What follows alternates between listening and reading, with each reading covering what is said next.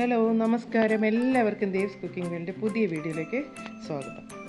ഹോസ്പിറ്റാലിറ്റിക്ക് പേര് കേട്ട മലബാറിൽ നിന്നുള്ള ഓതൻറ്റിക് ഐറ്റമാണ് ഞാനിന്നിവിടെ പ്രസൻറ്റ് ചെയ്യുന്നത്. ചട്ടിപ്പത്തിരി എന്നാണ് അതിൻ്റെ പേര്. മലബാറുകാർക്ക് ഈ പേര് സുപരിചിതമാണെങ്കിലും നമ്മൾ തിരുവനന്തപുരംകാർക്ക് ഇതത്ര പരിചയം പോരാ അല്ലേ? അപ്പോൾ ശരി, ഇത് എങ്ങനെയാണ് തയ്യാറാക്കുന്നതെന്ന് ഞാൻ ഇന്നത്തെ വീഡിയോയിൽ നിങ്ങൾക്ക് കാണിച്ചു തരാം. വീഡിയോയിലേക്ക് പോകുന്നതിന് മുന്നേ ഈ ചാനൽ ആദ്യമായിട്ട് കാണുന്നവർ ദയവ് ചെയ്ത് സബ്സ്ക്രൈബ് ചെയ്യുക, ലൈക്ക് ചെയ്യുക, ഷെയർ ചെയ്യുക. തൊട്ടടുത്ത് കാണുന്ന ബെൽ ഐക്കൺ കൂടെ പ്രസ് ചെയ്യാൻ മറക്കരുത്. അപ്പോൾ ശരി, നമുക്ക് വീഡിയോ കണ്ടാലോ?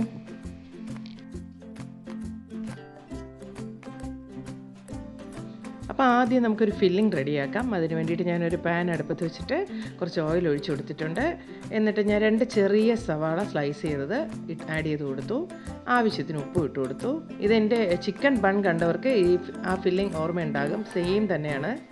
പിന്നെ ഞാൻ 2 പച്ചമുളകും ഇഞ്ചിയും വെളുത്തുള്ളിയും ചതച്ചതും മസാലയും കൂടെ ചേർത്ത്, ഒരു പെരിഞ്ജീരകം എല്ലാം കൂടെ ചേർത്തിട്ടുള്ള മസാലയാണ്, ഒരു ടേബിൾ സ്പൂണോളം വരും, അതിട്ട് കൊടുത്തു.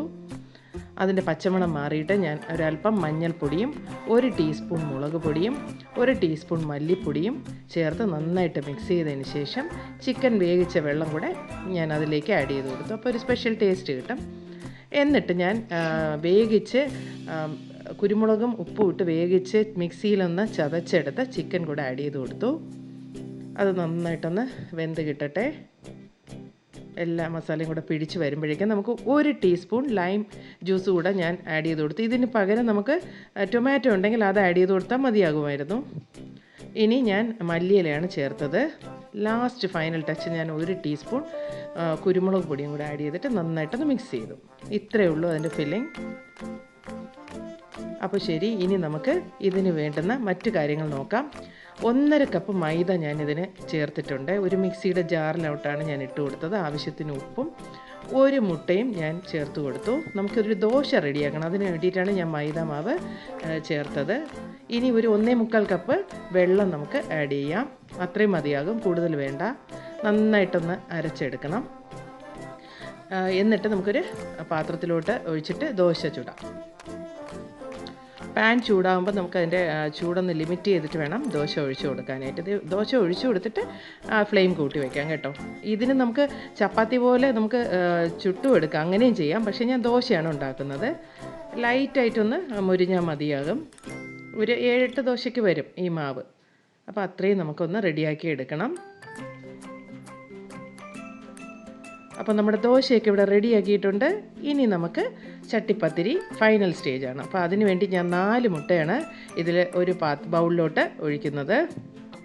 4 മുട്ടയ്ക്ക് ആവശ്യമുള്ള ഉപ്പും കുറച്ച് കുരുമുളക് പൊടി, ഒരു 1/2 ടീസ്പൂൺ മതിയാകും, അതുകൂടെ ഞാൻ ചേർത്ത് കൊടുത്തു. ഓപ്ഷനിലാണ്, വേണമെങ്കിൽ ചേർക്കാം. പിന്നെ ഞാൻ ഒരു 1/2 കപ്പ് പാലും കൂടെ അതിലോട്ട് മിക്സ് ചെയ്യുന്നുണ്ട്. നന്നായിട്ട് നമുക്കൊന്ന് ബീറ്റ് ചെയ്തെടുക്കാം.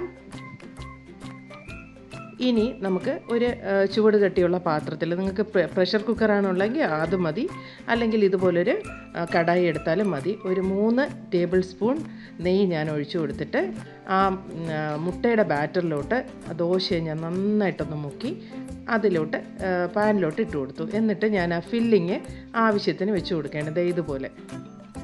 നമുക്കിങ്ങനെ ഓരോ ലെയറായിട്ടാണ് വരേണ്ടത്. അപ്പോൾ ഓരോ ദോശയും അതിൻ്റെ മീതെ നമുക്കിതുപോലെ ഡിപ്പ് ചെയ്ത് ഇട്ട് കൊടുക്കാം. വളരെ ഈസി ആയിട്ട് ചെയ്യാം. പക്ഷെ 2 കൈ കൊണ്ടും നിങ്ങൾ ആ ദോശ എടുക്കണം, അല്ലെങ്കിൽ അത് കീറിപ്പോകാൻ സാധ്യതയുണ്ട്. മെല്ലെ ചെയ്താൽ മതി. ഇങ്ങനെ നമുക്ക് എല്ലാ ദോശയും ഇട്ട് കൊടുത്തിട്ട് മീതെ ഫില്ലിംഗ് വെച്ച് കൊടുക്കാം. ലാസ്റ്റിൽ നമുക്ക് ഒരു ദോശ ഇട്ടതിന് ശേഷം നമുക്ക് ബാക്കി വരുന്ന ആ മുട്ടയുടെ മിശ്രിതം ഇതിലോട്ട് ആഡ് ചെയ്ത് കൊടുക്കാം. എല്ലാം ഒഴിച്ചു കൊടുക്കാം കേട്ടോ, എന്നാൽ മാത്രമാണ് അതിനൊരു ടേസ്റ്റ് വരുന്നത്. എന്നിട്ട് നമുക്കൊരു മീഡിയം ഫ്ലെയിമിൽ 15 മിനിറ്റ് ഒന്ന് വേവിച്ചെടുക്കാം. 15 മിനിറ്റ് ആയിട്ടുണ്ട്.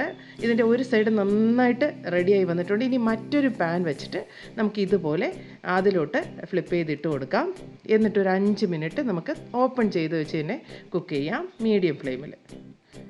അപ്പോൾ നമ്മുടെ ചട്ടിപ്പത്തിരി റെഡിയായിട്ടുണ്ട്. നമുക്കൊരു പ്ലേറ്റിലോട്ട് ഇട്ട് കൊടുക്കാം. കണ്ടില്ലേ എത്ര ഭംഗിയായിട്ടുണ്ടെന്ന്. കാണാൻ എത്ര പെർഫെക്റ്റ് ആയിരിക്കുന്നു അല്ലേ? അതുപോലെ എക്സലൻറ്റ് ടേസ്റ്റുമാണ് ഇതിന്. നമുക്കിതൊരു സ്നാക്കായിട്ടോ അല്ലെങ്കിൽ ഡിന്നറിനോ ഒക്കെ ഇത് കഴിക്കാം. നല്ല ഹെവിയാണ് കേട്ടോ. ഇത് കഴിച്ച് കഴിഞ്ഞാൽ നന്നായിട്ട് നമുക്ക് വയറൊക്കെ നിറയും. അപ്പോൾ തീർച്ചയായിട്ടും നിങ്ങളിത് ട്രൈ ചെയ്ത് നോക്കുക. ഈ രുചി നിങ്ങൾ അറിയാതെ പോകരുത്. ട്രൈ ചെയ്തിട്ട് കമൻസൊക്കെ കമൻറ്റ് ബോക്സിലിടുക. പിന്നെ മട്ടൺ ഇഷ്ടമുള്ളവർക്ക് മട്ടൺ ഇതിൻ്റെ ഫില്ലിംഗ് ആയിട്ട് വയ്ക്കാം. ബീഫ് ആണെങ്കിൽ അങ്ങനെ. അതുപോലെ തന്നെ ചെമ്മീൻ കിട്ടുകയാണെങ്കിൽ അതും ഫില്ലിംഗ് ആയിട്ട് വയ്ക്കാം കേട്ടോ. ഏത് വേണം നിങ്ങൾക്ക് ഇഷ്ടമുള്ള പോലെ റെഡിയാക്കി എടുക്കാം. എന്തായാലും എല്ലാവരും ട്രൈ ചെയ്ത് നോക്കണം. അതുപോലെ തന്നെ ഇനിയും ഇതുപോലത്തെ ഒരുപാട് എക്സൈറ്റിംഗ് വീഡിയോസ് വരുന്നുണ്ട്. എല്ലാം കാണാൻ മറക്കരുത്. കണ്ടിട്ട് എൻ്റെ ചാനലും സബ്സ്ക്രൈബ് ചെയ്യുക. പുതിയൊരു വീഡിയോയുമായി നമുക്ക് വീണ്ടും കാണാം. Till then good bye.